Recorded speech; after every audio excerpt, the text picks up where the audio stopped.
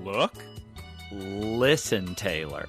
Now there's, hey everybody, welcome to Look, Listen with Geese Guyera, episode 75. So you know how last week we didn't have Taylor? Well, this week we got no geese. It's just a musical chairs. That's probably not the correct metaphor, but we're jumping around. Happy holidays, everybody. I know Happy you holidays. I know you love the Horizons anime with Liko, Roy, your boy. Unfortunately, as of the time of this recording, there is none left. We watched it all. So real quick, we're going to go through the Paldean Winds anime. Ooh. Now, Taylor, the good thing about this is we can actually do the conceit of the original idea, which is I watch in Japanese and you watch in English, which we couldn't do. Sick. Which we couldn't do for Horizons on account of it's still not out in the United States, not coming out till February. But you can watch the first couple episodes on BBC. As mentioned last week when Taylor wasn't here because he lost his mic in a tragic tornado accident. Never saw it coming. They never do. Good thing about this anime is, one, it's served in bite-sized nuggets. Two, it is almost completely bereft of dialogue. Very, very little dialogue, and my favorite type of Pokemon is when it's just Pokemon and visual storytelling. So, I think, if I recall correctly, this anime, Paldean Winds, which is on YouTube for everyone to watch, I believe the Pokemon are not saying their own names, right? They're just kind of going... Yeah, it's hard because the only one I really pay attention to is, one, Pikachu, obviously. Two, Hōkago. And his whole thing has always just been, So he didn't sound like Hōkago in this. He sounded like, yeah. One of the cool things about this is that I don't know how to describe it. It seems like the production value is a lot higher, but the camera work, at least in the beginning, seems like it's just a drunk person behind the wheel. So at first I was like, oh, this is sick. And then I was like, we're going all over the place, aren't we? So there's definitely higher animation quality, I would say. Yeah, it's a very, very different anime. It takes itself much more seriously, I would say. This is probably the kind of modern anime people are used to, where there's a lot of just unspoken, my feelings, my relationships with my parents. I don't know. Versus Liko and Roy's. It's a nice dramatic flute drop at the beginning. I was just watching it thinking, this is the most dramatic thing I've ever seen in my life. Yeah, this is what it's going for. Anyway, again, welcome to Lookin, Playing, Watching, Goofin, Look, Listen with Geese Guyera. Before we jump into the plot of this week's episode of Pokemon, we must first discuss what we've watched, ate, and video gamed. I'll start because I got a lot to go through. Good.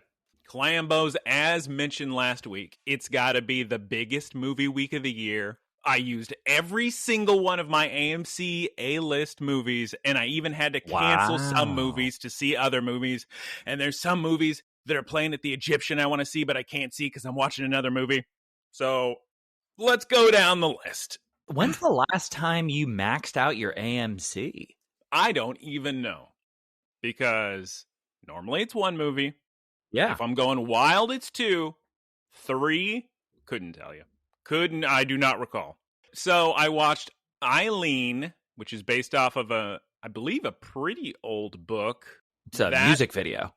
No, not Come On Eileen, but Eileen. And it's, okay, here's the issue with us discussing things on this family-friendly podcast. With the exception of Godzilla -1, the themes and the things that happen in these movies are far, far too graphic for this podcast. So I believe they're pretty R-rated, both Eileen and Poor Things. But Eileen is an interesting little movie. It's one of those movies you feel like it could have come out easily at a different time.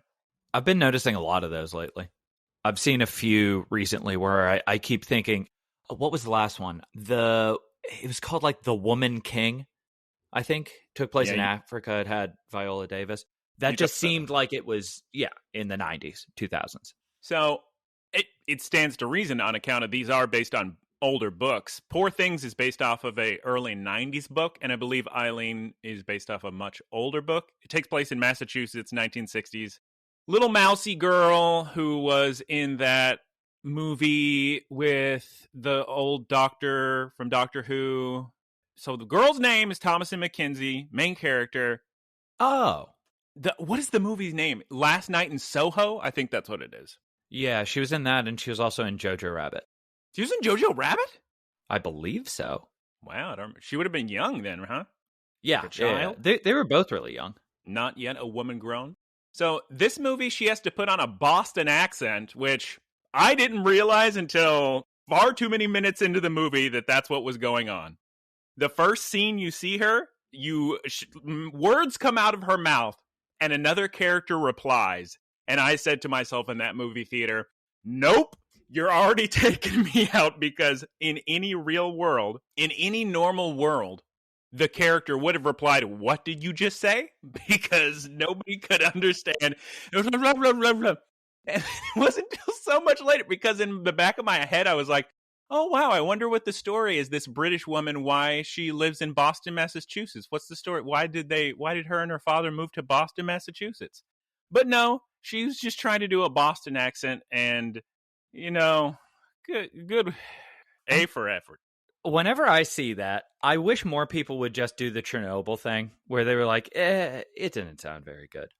And my favorite kind of instance of this happening is Gangs of New York and The Departed, where Martin Scorsese at the beginning was like, all right, we're going to do some good accents. And Leonardo DiCaprio both times was like, okay, yeah, I could do that. And then the whole cast halfway through just decided to stop. So half the movie is like semi-immersive, and then the rest of it is like, okay, this is better. So, okay. Eileen, is it a bad movie? No. Is it the worst of the three I watched? Yes. But I don't like using that turn of phrase. That makes it seem worse than it is. It's not. It's a pulpy, noir-y kind of movie. You probably maybe could get some enjoyment out of it, you would imagine. Godzilla -1, you gotta see it in an IMAX. Very sick, very cool. Everything you could want out of a Godzilla movie. Action, adventure, heartbreak, name it. I mean, a lot of plot points that I guess are supposed to become a big reveal. You go, oh yeah, I mean, clearly. But it's a fun little movie. What's the required watching for -1? Because it seems like they keep rebooting it. You don't need to watch anything for -1. I mean, it's a prequel. It takes place in the 40s. It's a prequel to Godzilla? What do you think -1 means? But that's like, is it just him swimming around before the nuclear disaster that creates him? He's just a little guy in the beginning. Oh, like a little lizard? Spoilers, he gets bigger. Oh. No, not like a little lizard, just, you know how Godzilla's normally like the size of a building or something? Or much taller than a building? No, he's the size of like a school bus or something? Is this the equivalent of Ghoulies Go to College? You mean Ghoulies 2? Ghoulies Go to Circus? No, Ghoulies 3. Ghoulies 2, he turns into a big ghoulie, remember? No, Ghoulies 3, it was a clapping, a slapping, a rapping. I know what Ghoulies 3 is, Ghoulies Go to College. I'm talking Ghoulies 2 when he's a big ghoulie in the circus.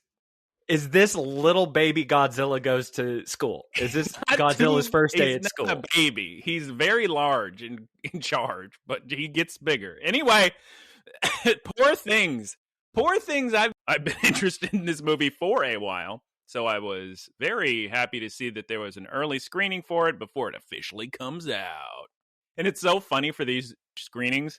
They have all these men in suits walking around going, absolutely no cell phones on. It is against the law to take a picture or record this.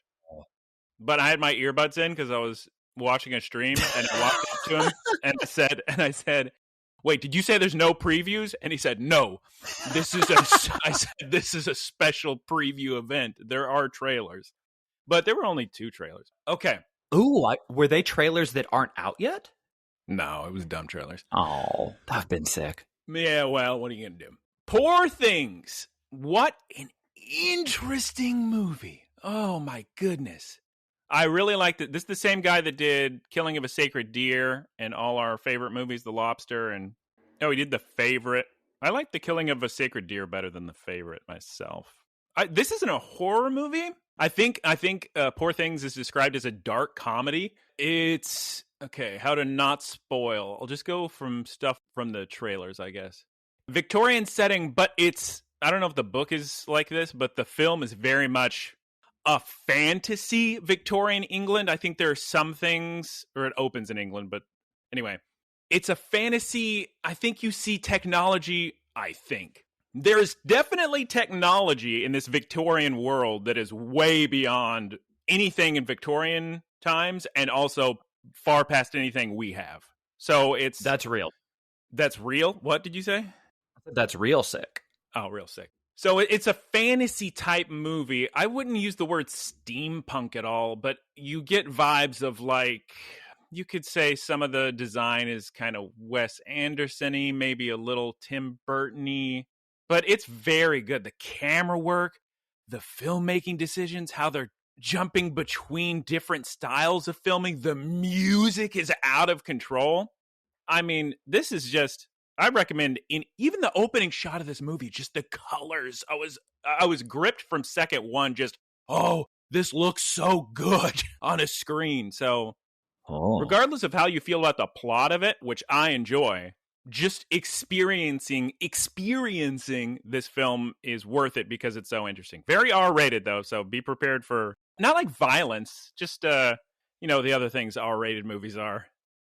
The plot is very integral to all these scenes, so it's very much about that. It's not there for the sake of it.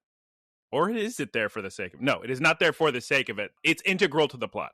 All right, we'll move on. That's how I felt about a few other shows that I watched. Game of Thrones was like that to me, as was this one show called Da Vinci's Demons. Every time I would watch a scene like that, I was like, are you trying to keep people watching?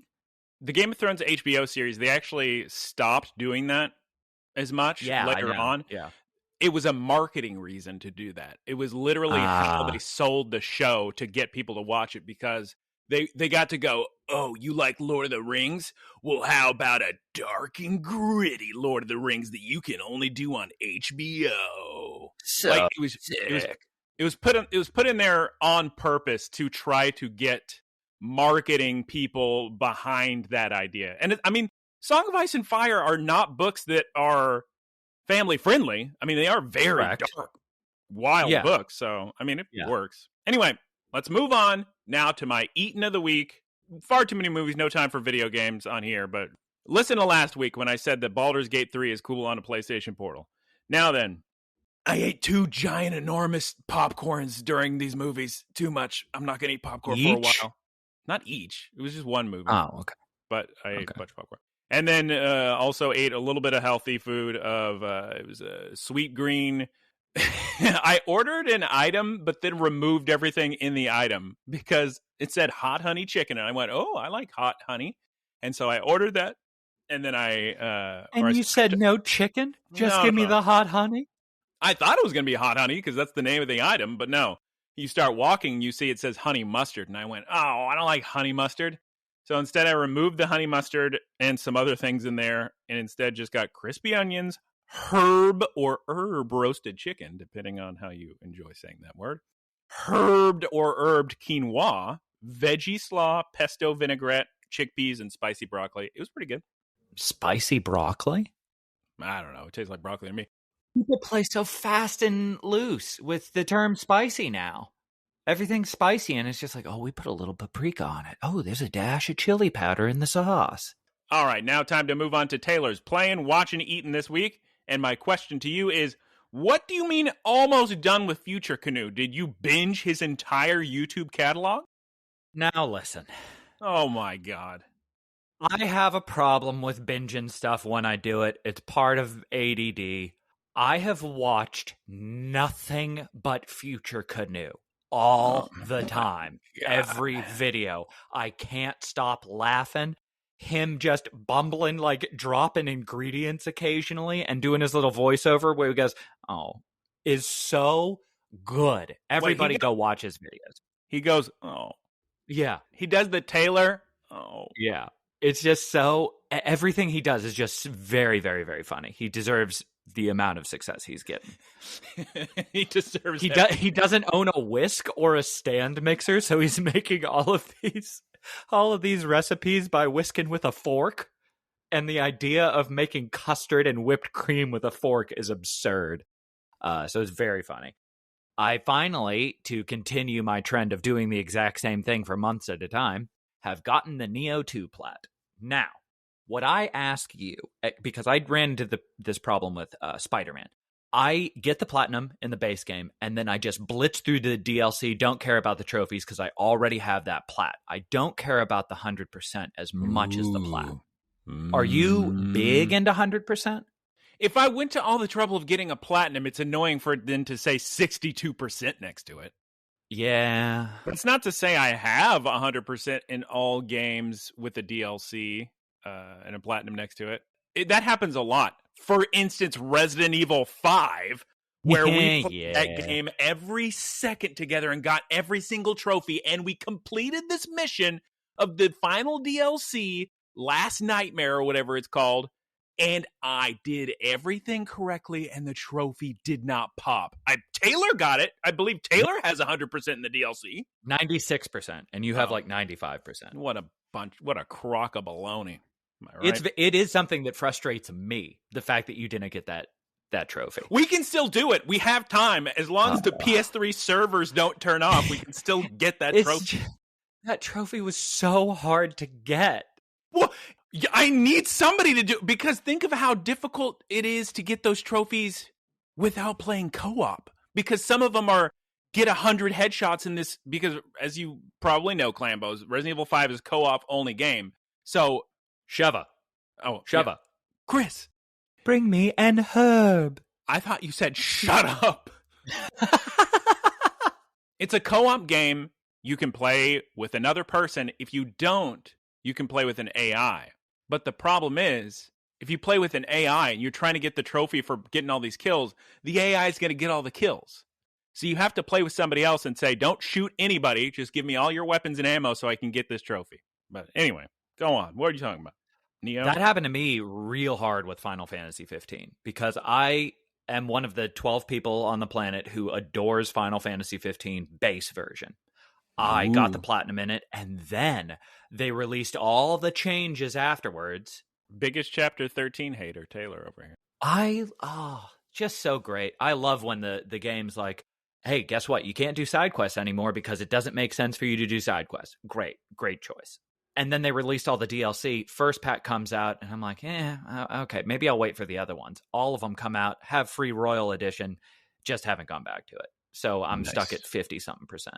But I'm playing Neo 2, and I'm kind of starting to get a little burnt out on it. As you would. Yeah. I just want to finish the DLC. What about your food this week? Food, as everybody knows, Gun Can's mother is in town for 4 months. As everybody knows. Everybody knows this. They put it in the paper.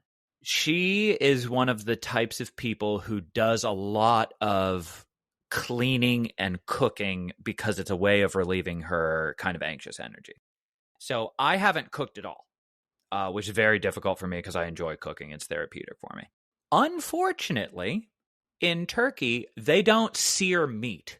They slowly cook it.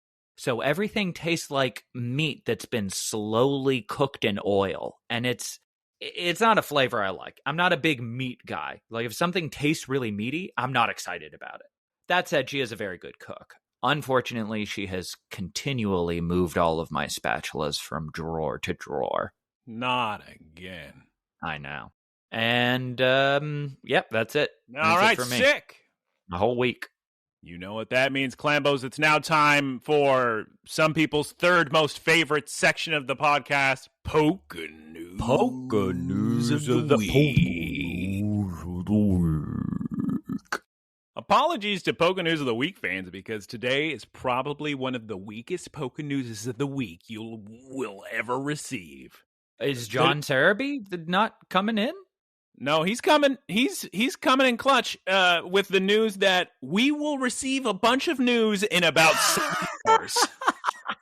That is my favorite type of announcement. When companies and it's becoming very common, companies say, oh, here's an announcement. We will have an announcement soon. It's just so silly.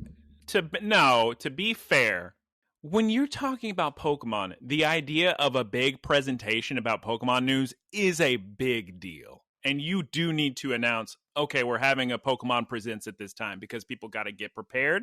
They got to make plans. All these YouTubers got to get ready and schedule live reaction streams. So for this, they need to get ready. Oh, so this is a big deal. Well, it's going to be our final big news batch of the next DLC. So in about 7 hours. Whoa. By the time you hear this, the DLC will be out. So enjoy playing it. Lucky you. Lucky you. The Indigo Disc. That's right. DLC 2. The first DLC that I can think of in Pokemon where the initial DLC you could pretty much play right away. The Pokemon will scale to you.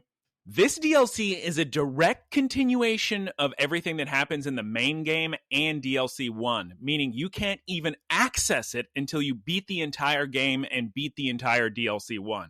And it's the toughest... questions at the end, please. And It's the toughest you've ever encountered. You're just battling these new Elite Four members. Every battle's a double battle. Everybody's super high level and actually using strategy. So you need to bring in like competitive pokes to even stand a chance in this new DLC. That is so sick. For DLC, do you prefer DLC that takes place after the game or during the game? Has to be after, because if it's in the middle, it doesn't make any sense. Also, the argument of, oh, well, what if you didn't beat the game? Why are you paying money for a DLC if you haven't beat the game? Play the game. It's weird because I normally like DLC to be after the fact. It's hard when a game has a very definitive conclusion, like Bloodborne, for instance. Spoilers! Jeez Louise. Well, Bloodborne, the DLC takes place during the game, and I like that. The old hunters, the old blood, Wolfenstein or something. Yeah, no, Old Hunters is correct. One of the better DLCs out there. All right, well, have fun with News of the Future. All right, Clambos, you know what time it is. We're going to discuss an episode of Pokemon, not Horizons, but this time, Pokemon Paldean Wins. Taylor, please tell us the name of the episode in English. Breathe. So close. In. Out. There you go. Breathe out. And in Japanese, Iki o Fuku. You know, in Japanese, to say the letter, it's not a letter. To say the syllable hu, it's not, you have to throw an H in there like you're blowing out a candle. So it's not fu, it's hu. Oh, that's actually a really good way of describing that. It's part of the H family. Anyway. Huh.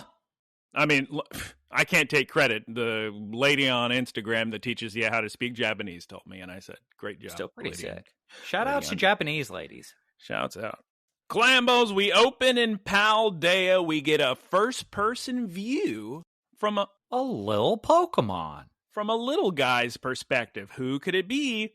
And we see the academy. Now, right off the bat, I'm not sure which academy it is, because as you know, in Scarlet and Violet, it's two different academies. So it's Naranja Academy, Scarlet, or Uva Academy is Violet. Wonder why they didn't do red pants.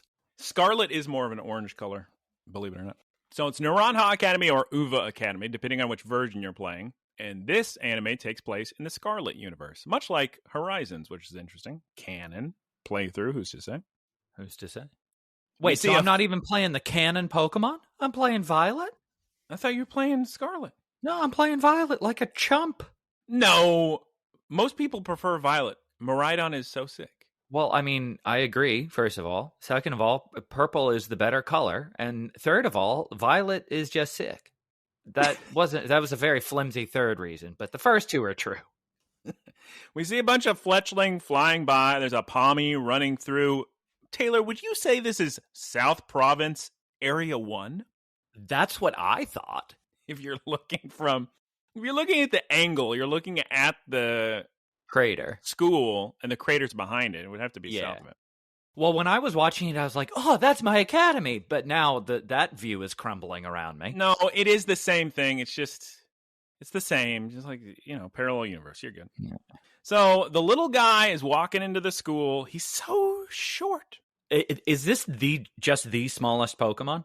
He's down there. I don't know if he's as tiny as Bidoof, but he's a little guy. Just so much smaller than everybody's shoes. Well, yes.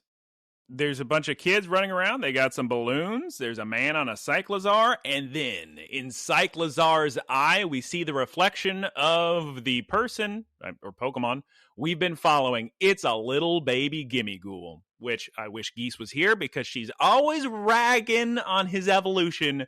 The coolest dude to ever exist, Goldango, Pokemon number 1000. Goldango's basically, it looks like a mimic, right? He's made of coins, and he's sick, and he's a 90s cereal mascot surfing on a gold skateboard. So sick. Oh my God, he's so scared of this Cyclizar. He's running away. Oh, surfing on a gold skateboard is such a good line. Surfing on a gold surfboard. His antenna, they're going off. He's following in it. And also there's a little Combi in the background if people are paying attention to the background of this anime. This opening scene is so packed with camera work, with changes of perspective, with a sense of peril. It's off the rails. Yeah, I don't know if they're trying to show off to the Horizons anime team, but they're really going for it on this one. I mean, they're succeeding. Is this a different group than did Horizons, or is this the same production? Oh, obviously. Company? Obviously, it's a different group. I have no evidence of that other than just watch the two things. They're clearly different people working on. But anime movies do that, where the show is one thing, but the movies are completely different from the bottom up. That's true. Like, even the early Pokemon movies are wild. Gimmighoul found one of his little Gimmighoul coins. He's so excited, but then from the skies, Corviknight attacks. Now, does Gimmighoul... Okay, could you explain to me how Gimmighoul coins work? I thought those were rare things. Whenever you're playing Pokemon Scarlet and Violet, if you encounter a Gimmighoul, they have little static Gimmighouls around the map, hidden around or in the little observation towers. They're just sitting there. You can battle them, and then you get a Gimmighoul coin, anywhere from like 1 to 5 or somewhere along those lines. When you collect 1,000 of them, you can evolve a Gimmighoul into a Goldango. So in universe, like, does that mean that somebody has recently fought a Gimmighoul in this area? Or is he just randomly finding a coin? I mean, another Gimmighoul could have dropped it. So what you're seeing is a roaming form Gimmighoul, which actually aren't in the base game. You can only encounter the Gimmighoul that are in their little treasure chest, which that is a mimic, what you're thinking of. He literally comes out of the chest. But Pokemon Go, if you do a bunch of quests, you can get a Gimmighoul roaming form, which is what you see in this anime, him without his treasure chest. I just recently found out that you have to do routes in order to get Zygarde Cube bits or whatever they're called. There's so many routes near me. There's nothing near me. You got to create your own. Oh.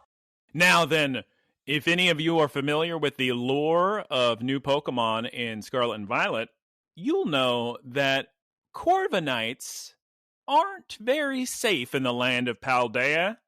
And that, of course, is because of Tinkaton. And we immediately see a Tinkaton. Notice the Corviknight that has stolen Gimmighoul's coin and it's in his beak. That Tinkaton will not abide. Tinkaton's only girls. Her eyes sparkle with hatred. It's very weird because you don't see a lot of a natural, almost predator-prey relationship in Pokemon. You do a lot. Really? It's like the coolest thing is, I thought you were on this episode, but one of my favorite things they've started doing, I want to say since Generation 8, is they've decided to spice up Pokedex entries by saying Pokedex entries for older Pokemon by explaining the relationship this Pokemon has with the new Pokemon that are native to this region. So you get so much insight as to why some Pokemon are in some regions and not others because of predator-prey relationships. It's very interesting. Oh, that is sick. But anyway, in Galar, everybody flies around with Corviknight, but Paldea, you can't do it because Tinkatons take down every single Corviknight they see. Tinkaton gives chase and her hammer's flying around, and Corviknight flies high up in the air, and we see the Great Crater and the intro of this little anime. What an intro. Very pretty animation. Then we cut to what I initially thought was an orchestra, but Taylor will correct me and say it's actually a... Is it not an orchestra? What? Oh, I thought orchestra was strings and bands had little flutes. No, I think those are interchangeable. Aren't they? You were in a high school band. Remember there was an orchestra class and a band class? Yeah, but I think in an actual situation, it would just be like an ensemble type thing. Oh, I guess people do go to the orchestra. They don't go to the band. That's weird. Why? Okay. Moving on. Some of the shots of the instruments reminded me of the movie Whiplash. Oh. I still think about that movie and how good the editing was. Never saw it. I've heard good things. It's so sick.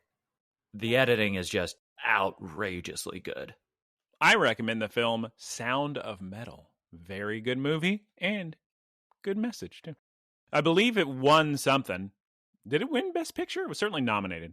What type of film is it? Drama. It's about a drummer. It's about a drummer experiencing some hearing loss. I mean, I guess it's not spoilers to say what the movie's about. The boy's going deaf, and his doctor says, you're going deaf? You can't keep playing loud music and drums and shows. It's going to kill your hearing. And he says, nah, I'm good. And just put in earplugs. Easy. And then the events that follow. I learned from that movie, turns out there's a lot of hearing damage that's permanent, and you can't repair it. What you're doing when you're hearing is the little ear hairs you have are vibrating rapidly, and more vibrations cause those to fall out. So eventually those hairs are all just gone and you can't hear. Jeez Louise. Anyway, whatever we were talking about, the conductor is preparing for the orchestra, and the flutes start going. Then we cut to our main character in the snow walking up Mount. In the English version you watched, was it Glaciado Mountain? Ooh, I think so. Such a dramatic... This intro also reminded me of Wild Arms 2, the intro to that. So our main character's name is O'Hara. Yep. I believe. Yeah. Now I'm second guessing myself. Because Taylor called her O'Hare like the airport. No, I said O'Hara. Now I got to look it up. It's O'Hara. Or Ohara in Japanese. Mm-hmm. We see some Satotl running around the mountain. Very cute. Little Fuecoco. Loving the snow. And this is a very artsy sort of anime with lots of cuts and flashbacks, and you're not really too sure where we're taking place on what, but we see a little scene. Flute drops. Yeah, dramatic flute drops. We see a little scene of O'Hara and Fuecoco in her room. I'm guessing at the academy, Naranha Academy, because we see I think she's in her dorm, but there's a framed picture of her and I guess her father, which, spoilers, we're going to learn who that is. They're in Kitakami, which is the area of DLC 1. Very interesting. They're wearing the traditional Kitakami garb of the Yukata festival. That's cool. It is very neat. How everything's interconnected. Because I feel like most Pokemon is just about the Pokemon. It's like, oh yeah, we're here and there's Pokemon. But now it seems like it's really weaving in the world.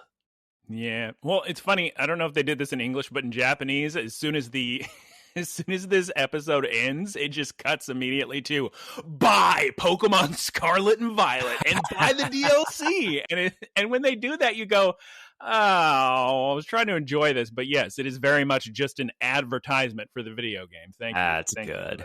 Thank you. That's good. They don't do that in English? I stopped watching at the credits. Oh my! Why do you stop before? Oh my. Well, it felt so cinematic, and I was like, that's a good time to end. There's like 2 seconds left. So then we get a montage of all of our main characters.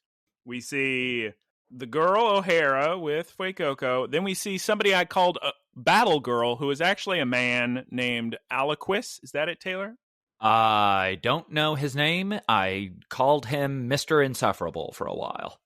Aliquis. We see Aliquis with his Meowscarada, the final evolution of Sprigatito. And then a little nerd boy with glasses and a Quaxley. Big Sophocles vibes is what Geese Peep would say if she were here. Mm-hmm. Oh, sick. O'Hara's gonna play her flute on top of the mountain, ? Or no? Here's a dramatic scene of her dropping the flute. Okay. Is she dropping the flute as some sort of issue with her the relationship with her father, so she's making a big dramatic statement? I don't know. I saw flute case drop, the flute pop out, the backlighting change, and I just thought, boy, this would have been appropriate at the end of an episode. Okay. Well, I mean, sure. They go back to it, I guess. It's very dramatic. Couple things happened in this show where I was like, I don't know how we got here. Yeah, well, okay. Next thing that happens. Clambo, see if you can just follow along, please. Make a chart if you need to. Director Clavel, the principal headmaster of the school, wants these 3 children to make a video about Naranha Academy. What are those called, Taylor, in like little colleges when people make videos to try to convince kids to come to it? Recruitment videos. And O'Hara is discussing this and does a great impression of Clavel, an impression straight out of Sun and Moon anime. How was that scene in Japanese? Oh, it's wonderful. God, Japanese is so good. It's so unfortunate because lately, I don't know if it's because I'm getting older and have seen more of this or what, but I just am picturing a voice actor in a booth. Oh, yeah, me too, all the time. Can't do it. I mean, if you want, you can go back and watch in Japanese, but unfortunately, at least one of us has to watch this in English. So maybe next week, Geese can watch in English and you can switch to Japanese. But anyway. Good version. Anyway, we see Nimona outside training some youngsters, talking about terastallizing, which is interesting because now we have a character that's been both in the Horizons anime and Paldean We. And very sick. I really, really like the inclusion of the video game characters in this. Shouts out. Yeah, this is mainly video game characters, honestly. So we see Aliquis watching Nimona from the classroom window. And the big reveal happens now. It turns out her father is the conductor of the orchestra/band. But she has to live up to his high expectations, Taylor. How's she going to do it? With a flute. She seems very conflicted about the fact that her father is the conductor, is what we get in this scene. I don't know about in English, but in Japanese, it's very... I just, as soon as Aliquis was talking mad sass, I was just thinking, man, this guy's bitter about something. But then Homa, the nerdy boy, interrupts with big Poke news. He's learned about sound waves and communication and probably how Satitan communicates on Glaciato Mountain. Okay, he was acting like that was a real big deal. My mind, and I'm probably misunderstanding this, my mind was just saying, isn't that how everything communicates with sound waves? That's what I thought too, but maybe it's something far deeper. Oh. Like they're actually echolocate. They're looking at a sound wave. I don't know. Anyway, Aliquis is very angry that O'Hara. Homa has interrupted the conversation. So Aliquis starts screaming at him, which Homa's little pet Quaxley, very protective. His partner Pokemon is not having, so Quaxley immediately water guns Aliquis. Which is great. I love seeing like new relationships between Pokemon and people. And this was like a very protective, like back off buddy type thing. Yeah, and they start running around, chasing each other. Then we cut to O'Hara back on the snowy mountain of Glaciato, camping, and she's on the phone with Clavel. Sorry, Clavel, I ran away.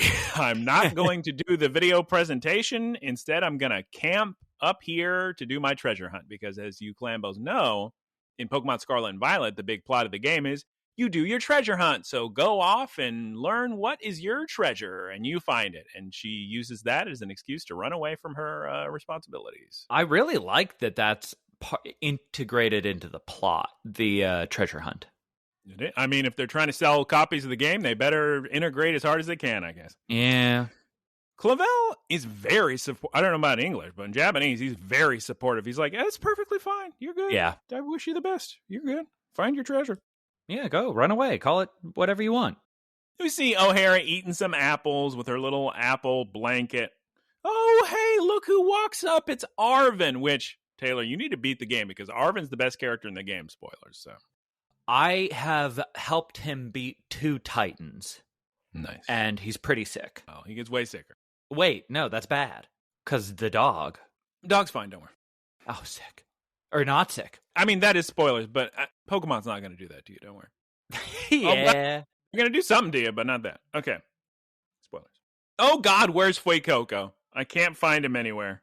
Arvin walks by very, what would you say, disinterested, just kind of gives O'Hara a glance and keeps walking. Yeah, he seemed very purposeful with wherever he was going. But then immediately a giant avalanche happens. Oh my God, a Titan jumps out. What a horrifying creature.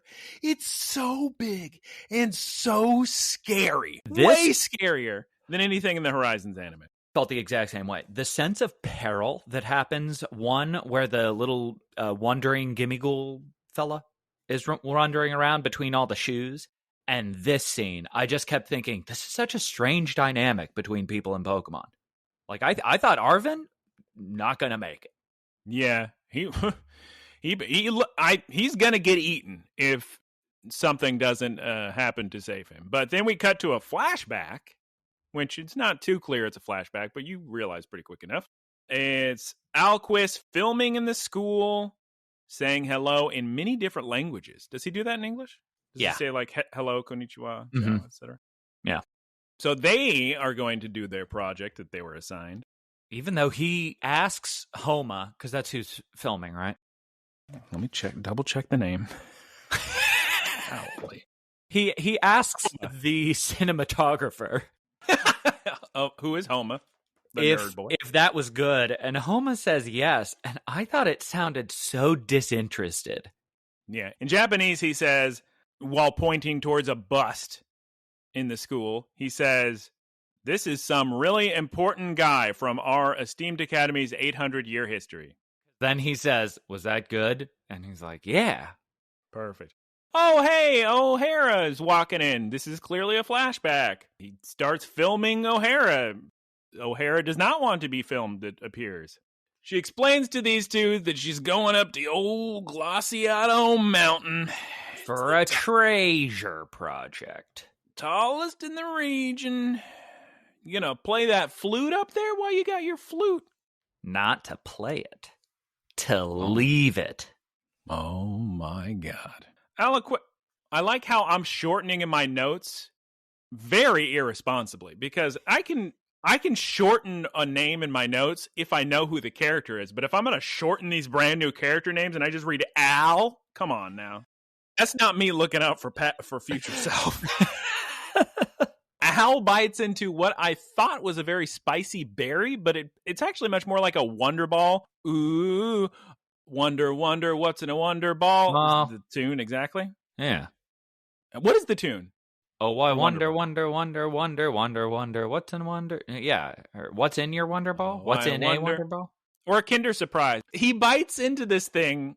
I thought it was a berry, but no, it's candy or a chocolate because you bite inside and then there's a bunch of little Scovillain little candy chocolate balls or something inside. It works similar to the kind of they're very popular these days. The every flavor kind of beans, and some are gross and some are tasty kind of idea.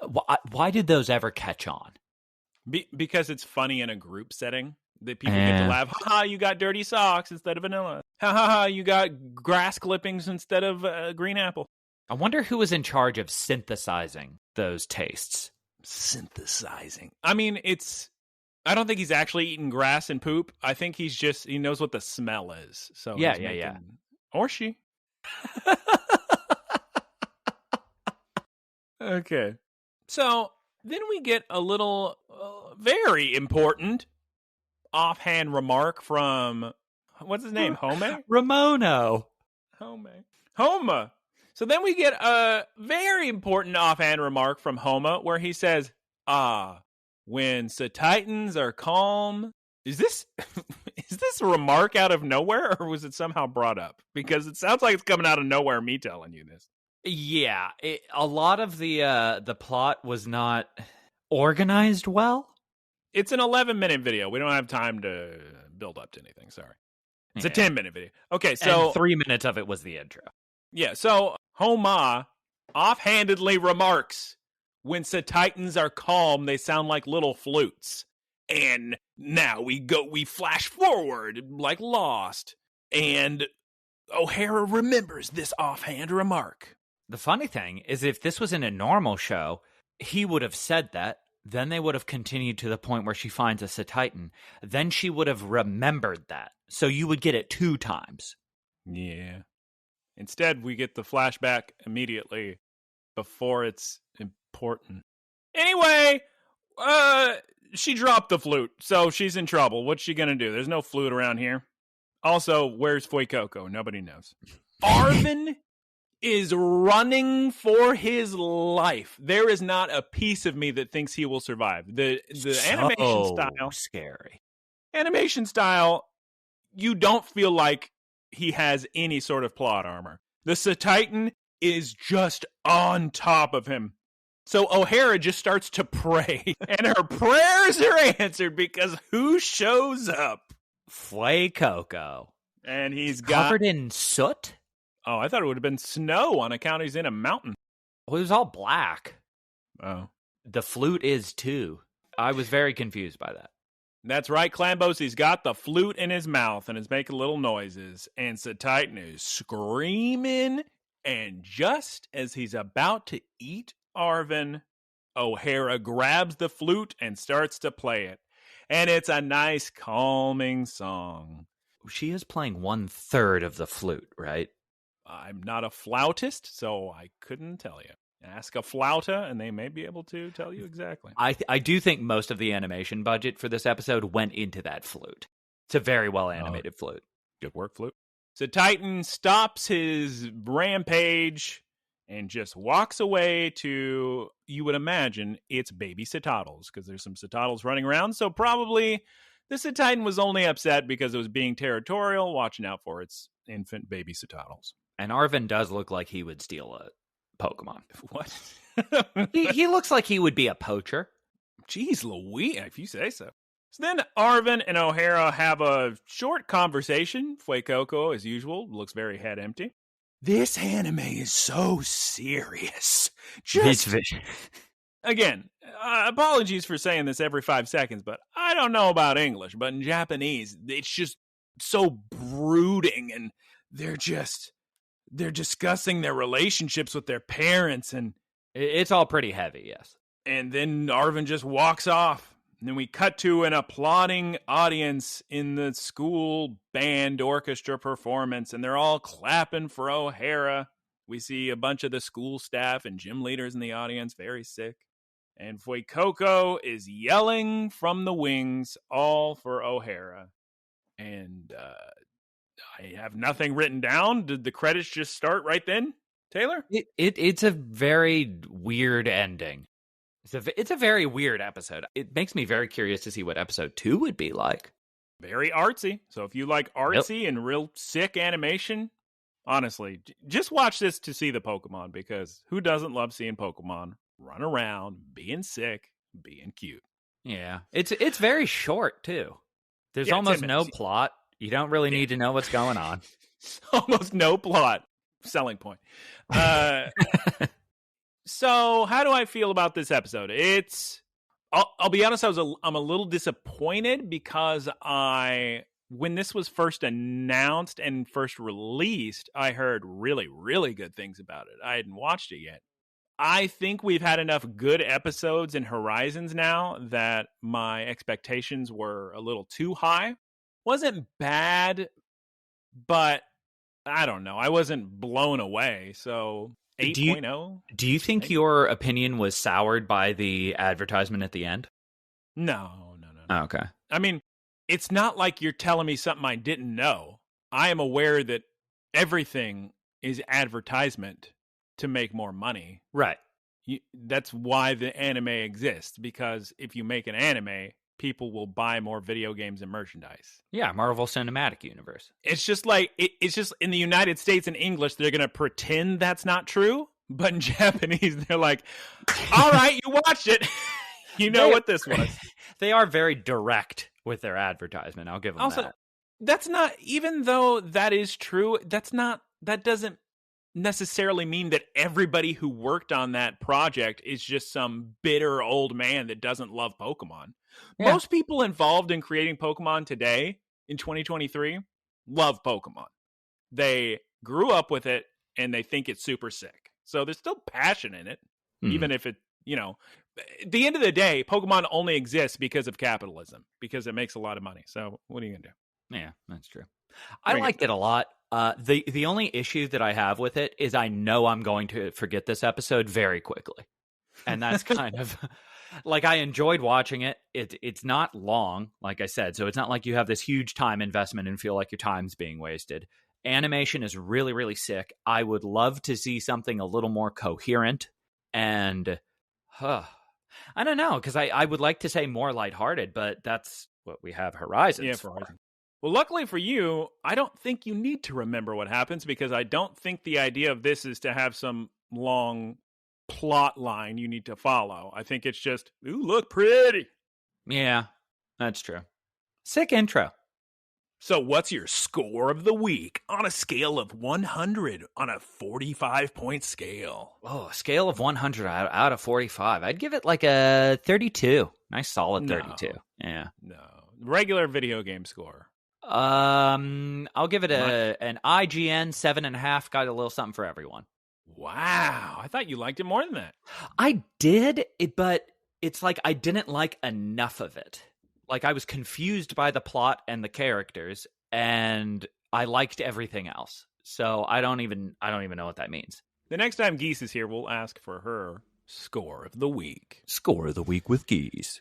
Oh, I'm so excited because we've been recording so late to account for these goofball schedules, and every time after recording, it's dark as night, which makes sense because it's night outside. And I'm so sad that I don't get sunlight, but I just looked at the time, and it's not even 1 p.m. and there's so much sunlight out, and I can get so much vitamin D after this. A nice little winter solstice sunburn. Woo! I put on sunscreen every day now to stop acne. I have a whole routine now because last year I had so much acne and it was driving me nuts. I just kept saying, I am deep 30s. What are we doing with high school level acne? Maybe it didn't get that bad, but it was terrible. It was terrible for my self-esteem. But now every single day I use this very specific type of moisturizer and sunscreen and this face wash every night, and it's doing good work. I have a routine is very good for your skin. I have a giant pimple on the middle of my forehead, and I was talking to the people at physical therapy saying, I'm past that point in my life. I don't need to be having pimples. It's very silly. Yeah, Shelly had to say to me, well, as you get older, you'll get wrinkles, and you can't get a pimple and a wrinkle, so that's good. And I said, well, let's hurry it on up then. You remember Amanda? Don't need to say her full name, but she was going on about sunglasses, and you got to wear sunglasses so you don't get the wrinkles by your eyes. Uh-huh. Right here. Yeah. Never wear sunglasses, and I just thought, well, I don't mind wrinkles because I'm male, and people sometimes like wrinkles. Wrinkles look sick a lot of the time. Wrinkles look sick. Well, I was watching Cesario recently, and I was looking at Benicio del Toro, and I was like, you look so sick. Am I crazy? Or, well, am I just getting too old? Or is it true that it seems like every actor over the past 10 years, and I'm only going to say 10 years, they had a movie come out, 2014, let's say. Yeah. I'll use Adam Driver as an exact example, but there's been multiple actors, I would say, that are like this. Uh-huh. You see them in a movie, 2014. Oh, they're playing a young character, a young up-and-comer. Cut to 10 years later, they're in Ferrari, full white hair, playing a 60 or 70-year-old. I mean, it certainly... It happened to Oscar Isaac. Yes, it's happening to all of these people. Pablo, what's his name? Pedro Pascal?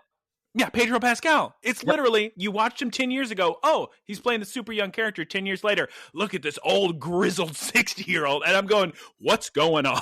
It's been so weird. I actually was thinking about that not too long ago because it must be to make way for younger characters. That's the only thing I can think of. Yeah.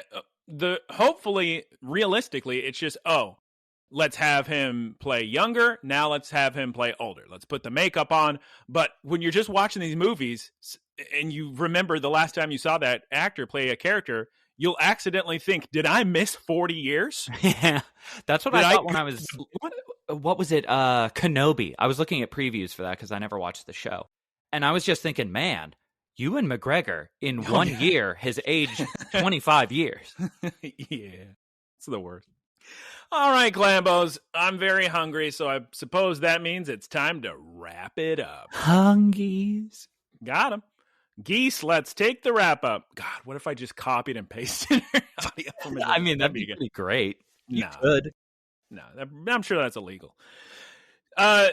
Thank you for listening, everyone. You can follow us on social media at Look, Listen, Cast on Twitter, Instagram, and Taylor, YouTube.